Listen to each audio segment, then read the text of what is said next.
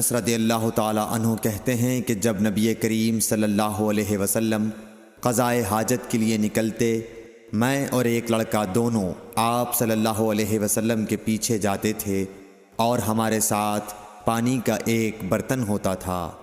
صحیح بخاری حدیث نمبر 151۔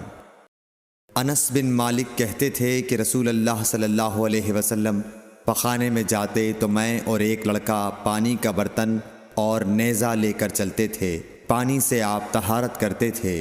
صحیح بخاری حدیث نمبر 152۔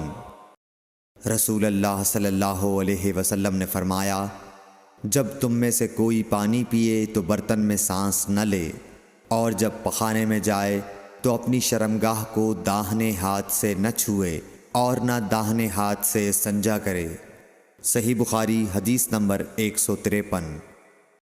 نبی کریم صلی اللہ علیہ وسلم نے فرمایا، جب تم میں سے کوئی پیشاب کرے تو اپنا وضو اپنے داہنے ہاتھ سے نہ پکڑے، نہ داہنے سے طہارت کرے، نہ پانی پیتے وقت برتن میں سانس لے۔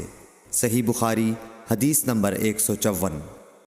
حضرت ابو ہریرہ کہتے ہیں کہ رسول کریم صلی اللہ علیہ وسلم ایک مرتبہ رفع حاجت کے لیے تشریف لے گئے۔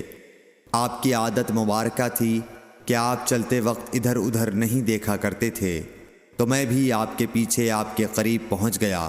مجھے دیکھ کر آپ نے فرمایا کہ مجھے پتھر ڈھونڈ دو تاکہ میں ان سے پاکی حاصل کروں، یا اسی جیسا کوئی لفظ فرمایا، اور فرمایا کہ ہڈی اور گوبر نہ لانا۔ چنانچہ میں اپنے دامن میں پتھر بھر کر آپ کے پاس لے گیا اور آپ کے پہلو میں رکھ دیے اور آپ کے پاس سے ہٹ گیا۔ جب آپ قضائے حاجت سے فارغ ہوئے تو آپ نے پتھروں سے استنجا کیا۔ صحیح بخاری حدیث نمبر 155۔